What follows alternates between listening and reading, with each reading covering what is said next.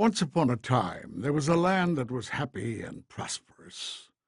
It had a great education system, safe streets, and jobs for everyone.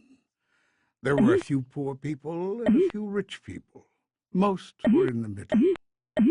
The people of this land paid for their good life by investing in their future together. They called this paying taxes. Everyone paid what they could afford. The poor people paid a little, the people in the middle paid a middling amount, and the rich people, 1% of everyone, paid more than the others. Just about everyone thought that this was best. But over time, rich people decided they weren't rich enough, so they came up with ways to get richer. The first way was through tax cuts. They didn't mind if this meant fewer services for everyone. They said, why should I care about other non-rich people? I can hire teachers, safety, waste disposal people to work for me for less money than taxes cost. And then I can keep the rest of my taxes for me.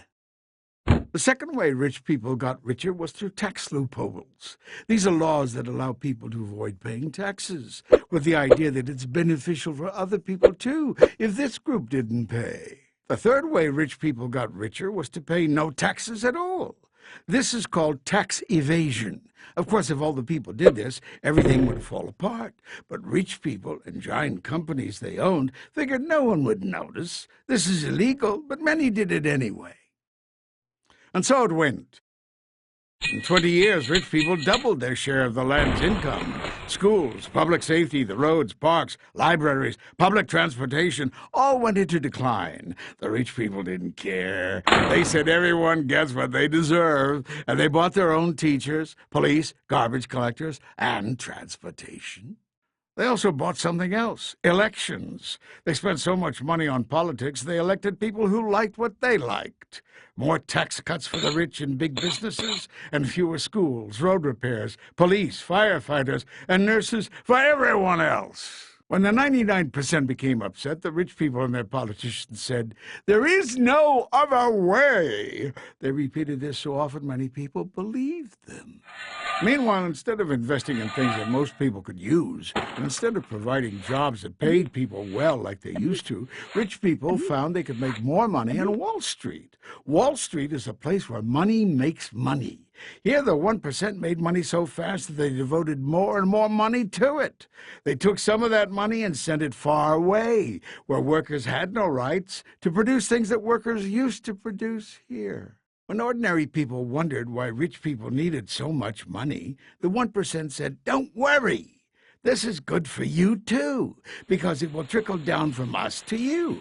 Someday you'll be rich, and then the rules we made for us will be your rules, too."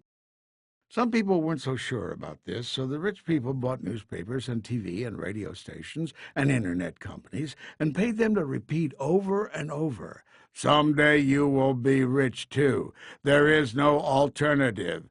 Soon you could hear people saying, "There is no other way. Someday we'll be rich."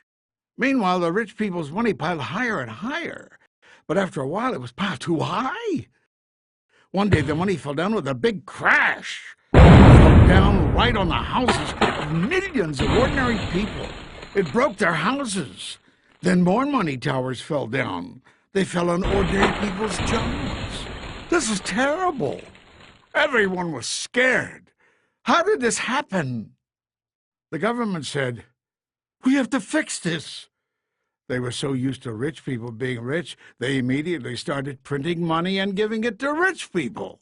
But they didn't give any to the ordinary people whose houses and jobs were broken by the crash. Those people said, "You gave the rich people money to replace their money that got lost in the crash. Why aren't you giving us any to fix our houses and our jobs? They got broken in the crash too." The government had no answer. Now the people got mad. Since they weren't sure who to be madder at, the government or rich people, they got mad at both. Rich people got worried. They thought, if the people get mad enough at us, they might take some of our money. This really upset the rich people, because they loved their money more than anything in the whole world. So they devised a plan. They called it, "Look over there!"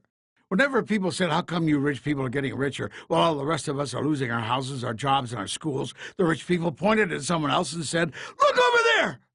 First they pointed at the people whose houses were broken and said, "Look over there! Poor people caused the crash. They built their houses in the wrong place. If they hadn't done that, the money wouldn't have fallen on them. But most people didn't believe them. So the rich people pointed at someone else this time, teachers. They said, "Look over there. Teachers have jobs and you don't. No one can ever fire them. And lots of teachers are bad. The schools are failing. Teachers are the reason. Bad teachers. Bad, bad teachers." Most people didn't believe this. They remembered the problem was the crash, not bad teachers. The rich people realized it might be safer for them if someone else pointed their fingers. So they took some of their money, and even though it was just a little bit of their money, it was a lot of money since they had so much. They helped more people get elected. These politicians pointed their fingers at police, firefighters, librarians, and other public employees. They said, "Look over there! These people are greedy. They have jobs and you don't. You don't have retirement plans and they do. They caused the crash."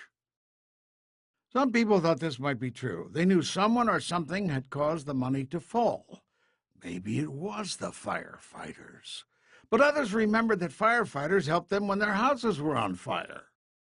They also remembered it was the 1% who built the money towers that crashed on their houses and jobs. Some people even remembered those towers of money had replaced factories and jobs that people used to have. And those jobs used to have retirement plans, too. And the ordinary people remembered that the teachers and firefighters lived in their neighborhoods and shopped in the same stores and didn't seem to be the problem at all. The people looked around. They saw too many students in their classrooms. They saw their roads filling with holes. They saw when they needed help, it took longer to arrive. People began to say, maybe rich people have too much money now. And maybe our problems have something to do with the 1% not paying their fair share of taxes. And also, maybe rich people should pay the same rate of taxes they used to when our land was prosperous and more people were better off. The rich people heard these things and grew worried. They told their politicians to pass laws to prevent people from organizing, prevent people from voting, prevent people from having retirement plans. But now the people understood the problem. It was rich people who crashed the money onto their houses and jobs. It was the 1% who got politicians to cut their taxes until there wasn't enough for schools, safe streets, libraries, health care, and parks. And it was rich people blaming everyone but themselves for what had happened. This is where we are now. And we have a question. Is there no alternative? Or can the people of this land do something to live happily ever after?